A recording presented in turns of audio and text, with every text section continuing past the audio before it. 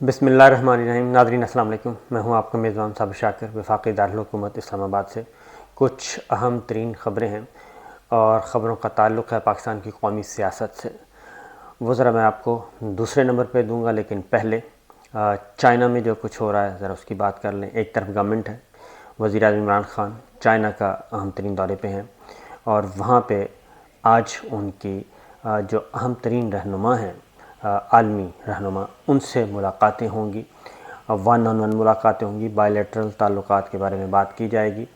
چین کے صدر کے ساتھ، چین کے وزیر اعظم اور چینی حکام کے ساتھ تو بات چیت ہونی ہے، لیکن ان کی جو سائیڈ میٹنگ ہے وہ سب سے زیادہ امپورٹنٹ ہوگی روس کے صدر پیوٹن کے ساتھ اور عرب رہنماؤں کے ساتھ۔ وہاں پہ ان کی ملاقاتیں ہیں۔ روس کے صدر کے ساتھ جو ملاقات ہے وہ اس اعتبار سے امپورٹنٹ ہوگی کہ اس میں یہ ذہن میں رکھیے کہ روس اور پاکستان کے درمیان کافی کچھ بیک ڈور چینل پہ کافی کچھ چل رہا ہے اور ایک دوسرے کے قریب آ چکے ہیں اور اسٹریٹجک پارٹنرشپ کی طرف یہ دونوں ملک جا رہے ہیں۔ روس کے صدر پیوٹن جو ہیں وہ وزیر اعظم عمران خان کو روس کے دورے کی دعوت دے چکے ہیں اور وزیر اعظم عمران خان نے روسی پریزیڈنٹ کو پاکستان کے دورے کی دعوت دی ہے۔ یہ وزٹ کافی حد تک امکان ہے کہ اب یہ میچیور ہو جائے گا اور روس کے صدر کا آنا بہت امپورٹنٹ ہوگا، بہت اہم ہوگا، کیونکہ یہ کافی عرصے سے ڈیفر ہو رہا ہے اور اس میں اگر یہ ہو جاتا ہے تو پھر اس ریجن کا جو ریجنل پلیئرز ہیں اور اس کے بعد عالمی سیاست پہ بھی کافی گہرے اثرات مرتب ہوں گے۔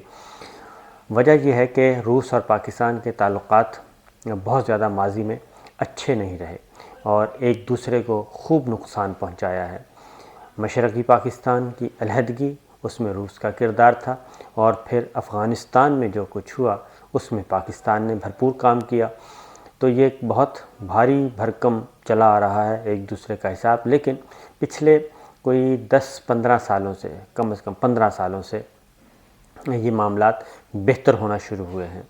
تو یہ دیکھتے ہیں کہ اس کے کیا نتائج ہوں گے۔ آگے جو دوسری خبر ہے وہ یہ ہے کہ اس وقت پاکستان دہشت گردی کا نشانہ ہے اور دہشت گرد جو ہیں وہ پاکستان کی فورسز پہ، افواج پاکستان پہ مسلسل حملے کر رہے ہیں اور ان کی پلاننگ جو ہے وہ اس سے بھی زیادہ خطرناک ہے، اور وہ ہے پاکستان کے شہروں میں پاکستان کی اہم تنصیبات پہ حملے کرنا، پاکستان کی اہم سیاسی شخصیات کو، مذہبی شخصیات کو نشانہ بنانا۔ پہلے مرحلے میں وہ سیکورٹی فورسز کو نشانہ بنا رہے ہیں، دوسرے مرحلے پہ وہ پاکستان کے شہروں پہ حملے کریں گے، اور یہ دہشت گرد جو ہیں یہ باقاعدہ طور پہ ان کو پاکستان کے جو دشمن ممالک ہیں اور جو پاکستان کے بدلتی ہوئی خارجہ پالیسی پہ جو معترض ہیں اور جو پاکستان کو چین کے اور روس کے قریب جانے سے منع کر رہے ہیں، یہ وہ سب اس میں شامل ہیں۔ پاکستان اس میں لڑ رہا ہے اور ڈاکٹر بلال، کیپٹن ڈاکٹر بلال، جو کہ اللہ کو پیارے ہو گئے تھے، اپنی جان کا نذرانہ جام شہادت نوش کیا، ان کا نماز جنازہ فیصل آباد میں ادا کیا گیا اور وہاں پہ فیصل آباد کے شہریوں نے بھرپور اپنا جو ہے خراج تحسین پیش کیا اپنے اس سپوت کو، اور پھولوں کی پتیاں اس طریقے سے عام شہریوں نے نچھاور کی کہ دل خوش ہو گیا، اور ایسے لگا کہ پاکستان کے عوام جو ایک خاص طرح کی پولیٹیکل ایلیٹ ہے، ایک خاص طرح کی ہماری جرنلسٹ ایلیٹ ہے، وہ یہ کام کرتے رہتے ہیں، وہ برا بھلا کہتے رہتے ہیں، لیکن ہم صرف ان سے یہ کہتے ہیں کون ہے جو اپنی جان کا نذرانہ پیش کرتا ہے؟ کیا ہم پیش کرتے ہیں؟ کیا پولیٹیشین پیش کرتے ہیں؟ کیا عام شہری پیش کرتے ہیں؟ یہ تو کھڑے ہی اپنی جان کا نذرانہ پیش کرنے کے لیے ہوتے ہیں، اور کسی بھی وہ خواہ افواج پاکستان کا سپاہی ہے، افسر ہے، جوان ہے، یا کسی بھی سیکورٹی فورس کا سپاہی، افسر، جوان ہے، وہ تو آتے ہی اس میدان میں اس لیے ہیں کہ انہوں نے وطن عزیز کی حفاظت کرنی ہے، اور جب بھی ضرورت محسوس ہوگی وہ گولی کھانے کے لیے وہ تیار ہوتے ہیں، پیچھے نہیں ہٹتے۔ تو اس لیے میں یہ کہتا ہوں کہ چند 1-2-4 جرنیل جنہوں نے غیر آئینی کام کیا، اس کی وجہ سے پورے ادارے کو یا پوری افواج پاکستان کو، پوری سیکورٹی فورسز کو، ہر جوان کو گالی دینا نہیں بنتی۔ تو یہ ہیں وہ جوان جو وہ پاکستان کے سپوت جو اپنی جانوں کے نذرانے پیش کر رہے ہیں اور یہ پیش کرتے رہیں گے، ان کی بدولت ہم آج سکون سے بیٹھے ہیں، ہم سو رہے ہیں، اپنا کام کر رہے ہیں، کاروبار کر رہے ہیں، لیکن وہ سرحدوں پہ اور جہاں جہاں ان کی ڈیوٹی ہے وہاں پہ وہ ایک غیر اعلانیہ خفیہ جنگ جو ان پہ مسلط کی گئی ہے، خفیہ دشمن جو گھات لگا کے بیٹھا ہے، اس سے نبرد آزما ہیں۔ تو یہ ایک طرف کی کہانی ہے، یہ ایک طرف کی تصویر ہے۔ اور ایک اور چیز ہوئی ہے کامیابی پاکستان کے مسلح افواج کو، پاکستان کے اداروں کو، وہ یہ ہے کہ پہاڑوں پہ جو پھر رہے تھے، اگلے حملے کی تیاری کر رہے تھے، ان کو ٹھیک ٹھیک نشانہ بنایا ہے اور بہت سارے دہشت گردوں کو نشانہ بنایا ہے، اور یہ وہ دہشت گرد ہیں جو کہ غیر ملکی فنڈنگ اور غیر ملکی ایجنڈے پہ اور پاکستان کے دشمن طاقتیں ہیں ان کے پے رول پہ یہ سب کچھ کر رہے ہیں، اور ان کا کچھ اور نہیں ہے، وہ پے رول پہ ہیں، ان سے پیسے لیتے ہیں اور پاکستان پہ حملہ آور ہیں۔ وہ پاکستان کے ہمدرد نہیں ہیں، وہ خواہ کسی بھی شکل میں آ جائیں، قوم پرستوں کی شکل میں آئیں، لسانی شکل میں آئیں، کسی بھی شکل میں آ جائیں، مذہب کی شکل میں آ جائیں، وہ پاکستان کے دشمن ہیں، پاکستان کے دشمن رہیں گے، اور ان کی وجہ سے ہمارا دین بھی کوئی دین کے لیے بھی اچھا نہیں ہے۔ تو یہ سب کچھ ہو رہا ہے اور یہ سارا دنیا داری کے لیے ہو رہا ہے۔ آگے بڑھتے ہیں جو اصل خبر اگلی، جو ایک طرف یہ تصویر ہے، دوسری طرف کیا تصویر ہے؟ دوسری طرف تصویر ہے یہ ہے اپوزیشن ایک بار پھر سے پلاننگ کر رہی ہے، اور اس دفعہ کی جو پلاننگ ہے وہ کافی مؤثر ہے، اور وہ بالکل پھونک کے قدم رکھ رہے ہیں اور ایک آرگنائز وے میں چل رہے ہیں۔ اور سب سے پہلے یہ پہلا مرحلہ یہ ہوا کہ تمام اپوزیشن جماعتوں نے ایک دوسرے کے خلاف سیز فائر کیا اور کسی قسم کی کوئی بیان بازی نہیں ہو رہی، ایک دوسرے پہ الزام تراشی کا سلسلہ رک گیا ہے۔ اس کے بعد اگلا مرحلہ یہ ہوا کہ اب اپوزیشن کی مختلف اپوزیشن جماعتیں ایک تو آپس میں مل رہی ہیں، دوسرا جو حکومت کی اتحادی جماعتیں ہیں وہ بھی اپوزیشن کے ساتھ اب براہ راست رابطے میں آ گئیں، اور اس طریقے سے رابطے میں آئی ہیں کہ ان کو کچھ چھپایا نہیں جا رہا، ان چیزوں کو وہ منظر عام پہ آ چکی ہیں۔ اور اس میں جو نمبر ون ہے وہ بالکل فرنٹ فٹ پہ جو حکومت کی اتحادی جماعت ہے، متحدہ قومی موومنٹ MQM، وہ کھیل رہی ہے، اور ان کے حیدرآباد جو ان کا کراچی کا ہیڈ آفس ہے وہاں پہ ان کا جو جماعت کا MQM کا بہادر آباد، وہاں پہ اپوزیشن کے رہنما، اپوزیشن کی جماعتوں سے تعلق رکھنے والے رہنما، وہ اب بہادر آباد کا وزٹ کر رہے ہیں۔ پچھلے تقریباً 2 مہینوں سے یہ سلسلہ شروع ہوا ہے اور ان کو ویلکم کیا جا رہا ہے، اور آگے بڑھ کر ایک تعاون کی بات کی جا رہی ہے، سیاسی طور پہ آگے بڑھنے کی بات کی جا رہی ہے، اور MQM جو ہے وہ آہستہ آہستہ اپنی پوزیشننگ کر رہی ہے، نئی پوزیشننگ کر رہی ہے اور نئی صف بندی کی طرف بڑھ رہی ہے۔ اور اب مزید یہ سلسلہ یہیں نہیں رکا، بلکہ MQM کے رہنما اسلام آباد آتے ہیں اور وہ مولانا فضل الرحمان صاحب سے براہ راست ان کے گھر میں ملاقات کرتے ہیں۔ اب یہ غیر معمولی واقعہ ہے۔ وزیر اعظم عمران خان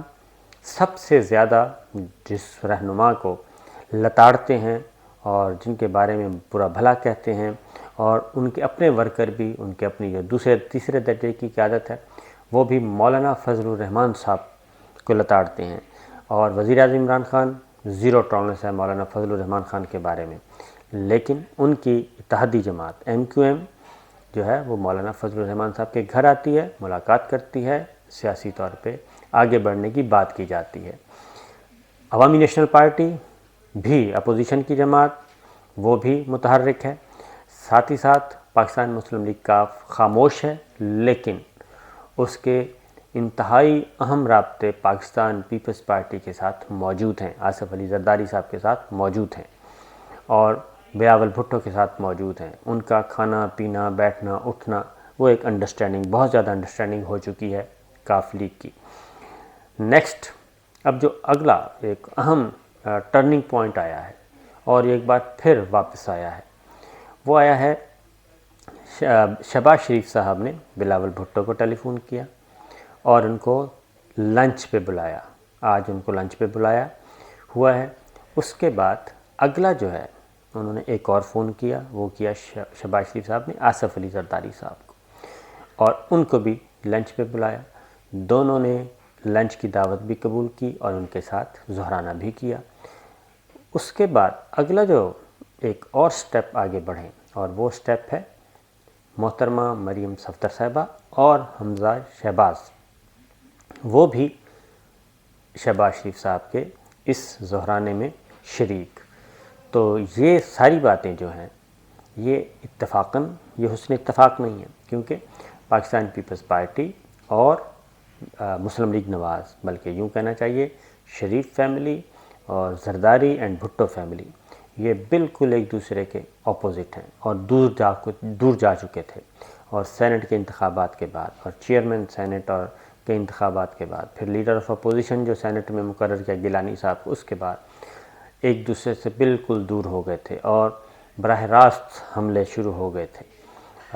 زرداری فیملی پہ بھی، بھٹو فیملی پہ بھی، اور Bhutto and Zardari family Sharif family پہ بھی شروع ہو گئی تھی۔ تو یہ سلسلہ چل رہا تھا، لیکن اب اچانک یہ ہوا کہ اب یہ دونوں ایک دوسرے کے قریب آ گئے ہیں۔ ایجنڈا ایک ہی ہے اور وہ ہے ان ہاؤس تبدیلی کا، کہ ان ہاؤس تبدیلی لے کے آئیں۔ اب کی بار جو ہوگا وہ یہ ہوا میں تیر نہیں چلائیں گے، بلکہ منظم انداز میں اور آرگنائزڈ انداز میں یہ چلیں گے۔ اب 3-4 چیزیں ان کے اندر چل رہی ہیں، اور وہ یہ ہے کہ اب سارے یہ بات ذہن میں رکھیں کہ مسلم لیگ نواز، شریف فیملی اور زرداری فیملی اپنے موقف سے تھوڑا سا پیچھے ہٹے ہیں اور 2 قدم آگے آ گئے ہیں ایک دوسرے کے ساتھ تعاون کرنے کے لیے، اپوزیشن جماعتیں۔ کچھ عرصہ پہلے بلاول بھٹو نے ایک سٹیٹمنٹ دی تھی کہ بھئی مسلم لیگ نواز کے پاس اگر 34 لوگ پی ٹی آئی کے رابطے میں ہیں، MNAs، تو پھر تو تحریک عدم اعتماد لانا چاہیے۔ اختلافات چلتے رہے ہیں، اب کسی ایسے فارمولے پہ یہ پہنچنے کی کوشش کریں گے یا کر رہے ہیں کہ جو ساروں کے لیے ون ون پوزیشن ہو اور سب کے لیے بہتر ہو۔ مسلم لیگ نواز پیپلز پارٹی کا وزیر اعظم قبول کرنے کے لیے تیار نہیں، پیپلز پارٹی مسلم لیگ نواز کا وزیر اعظم قبول کرنے کے لیے تیار نہیں، تو اس کا مطلب ہے کسی اور جماعت کا لے لیا جائے وزیر اعظم، اس پہ اتفاق کر لیا جائے، اس کے بعد پھر آگے بڑھا جائے۔ ایک بات۔ دوسری بات یہ ہے کہ گارنٹر کون ہوگا،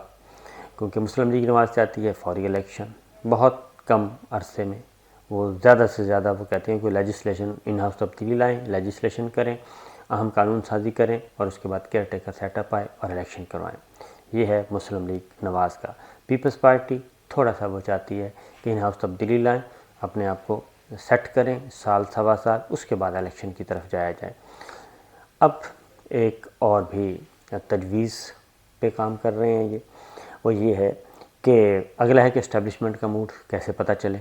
کہ اسٹیبلشمنٹ جو ہے وہ نیوٹرل ہو چکی ہے۔ DGI-SPR پریس کانفرنس کر چکے ہیں، لیکن پھر بھی وہ کہتے ہیں اس طرح نہیں، اور اگر وزیر اعظم عمران خان کے خلاف تحریک عدم اعتماد لائی جاتی ہے اور وہ ناکام ہو جاتی ہے تو اس کا مطلب ہے 6 ماہ تک کوئی تحریک دوبارہ پیش نہیں ہو سکتی۔ اس لیے یہ بھی 6 مہینے کا ان کو ٹائم مل جائے گا، وہ فری ہوں گے، اور اس کے بعد تحریک عدم اعتماد ناکام ہونے کے بعد وہ مزید مضبوط ہو جائیں گے اور ان کا پبلک امیج بہتر ہو جائے گا۔ یہ بھی نہیں کرنے دینا، تو پھر کیا کرنے دینا ہے؟ اب 3-4 چیزیں چل رہی ہیں۔ ایک یہ ہے کہ ڈپٹی اسپیکر یا اسپیکر کے خلاف تحریک عدم اعتماد لائی جائے۔ دوسرا ہے کہ چیئرمین سینٹ کے خلاف تحریک عدم اعتماد لائی جائے، اپنا چیئرمین سینٹ لایا جائے صادق سنجانی صاحب کے بجائے، یوسف زئی گیلانی جو ہار گئے تھے ان کو یا کسی اور کو چیئرمین سینٹ لایا جائے۔ چیئرمین سینٹ جس پارٹی کا ہوگا، قومی اسمبلی میں لیڈر آف ہاؤس اس پارٹی کا نہیں ہوگا، یعنی کہ وزیر اعظم نہیں ہوگا۔ ایک چیئرمین سینٹ کی سیٹ موجود ہے، میجورٹی ہے، اگر مسلم لیگ نواز اور پیپلز پارٹی ایک ہو جائیں تو میجورٹی موجود ہے۔ اور دوسری ادھر قومی اسمبلی میں اگر کوئی بھی حکومت کی اتحادی جماعت ان کے ساتھ مل جاتی ہے تو بھی یہ سہولت میسر آ سکتی ہے۔ تو یہ مختلف فارمولاز پہ بات۔ اب آج کی جو ملاقات ہے، ظہرانہ ہے، میڈیا میں آ کے کیا گفتگو ہوتی ہے اور کیا گفتگو کرتے ہیں یہ ایک سائڈ پہ رکھیں۔ اصل چیز یہ ہے کہ اصل میں آپس میں یہ کیا طے کرتے ہیں، وہ چیزیں کچھ دنوں کے بعد پتہ چلیں گی. لیکن یہ ذہن میں رکھیے کہ ایم کیو ایم کا کراچی سے چلنا، مولانا فضل الرحمان سے اسلام آباد میں ملاقات کرنا، زرداری صاحب اور بلاول بھٹو کا ماڈل ٹاؤن میں شہباز شریف صاحب سے ملاقات کرنا اور مریم صفدر کا اس میں موجود ہونا، یہ عمران خان صاحب کے لیے کوئی اچھی خبر نہیں ہے. وہ دورہ چین کر رہے ہیں اور ان کے پیچھے کیا ہو رہا ہے، وہ کچھ اچھی ایکٹیویٹیز نہیں ہو رہی، اور اسی لیے وہ پریزیڈنٹ الوی کے ذمہ لگا کے گئے ہیں کہ وہ ذرا حالات و واقعات کا جائزہ لیتے رہیں، اور ان کا لاہور کا وزٹ بھی اسی سلسلے کی کڑی تھا. چین کا دورہ جو ہے وہ ماضی میں، ویسے میں مثال دے رہا ہوں، ایسی بات نہیں ہے کہ فوری طور پہ کوئی اس طرح کی چیز ہے، لیکن چین کا وزٹ محمد خان جنیجو صاحب کے لیے کوئی اچھا ثابت نہیں ہوا تھا، اور جو ہی وہ چین کا دورہ مکمل کر کے واپس آئے تھے تو ضیاء الحق صاحب نے اسمبلیاں توڑ دی تھیں. تو یہ ایک محض ویسے میں نے واقعہ سنایا ہے، یہ فوری طور پہ ایسی کوئی چیز نہیں ہے، لیکن اپوزیشن کا اور اتحادی جماعتوں کا اپوزیشن سے ملنا خطرے کی گھنٹی ضرور ہے. اس پہ کس طریقے سے اس کو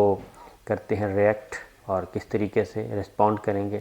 یہ وزیر اعظم عمران خان اور ان کی ٹیم کی ذمہ داری ہے. اجازت دیجیے، اللہ حافظ.